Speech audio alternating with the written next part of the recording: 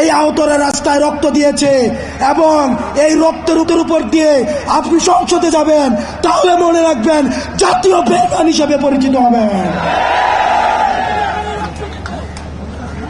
যে আওয়ামী লীগ এখনো পর্যন্ত একটা সরি পর্যন্ত বলে নাই, এখনো পর্যন্ত তার অপরাধ স্বীকার করে নাই, তাদের সাথে কিসের রিকনসিলিয়েশন?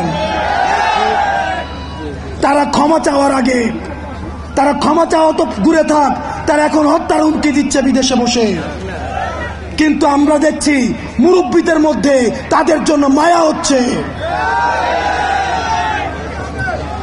মনে রাখবেন, যারা এই রিকনসিলিয়েশনের আলাপ তুলছেন, আওয়ামী লীগকে নির্বাচনে দেখতে চাচ্ছেন, আপনারা ক্ষমতামুখী, আর আমরা আহত এবং যারা জীবন্ত শহীদ, আমরা হচ্ছে জনতামুখী।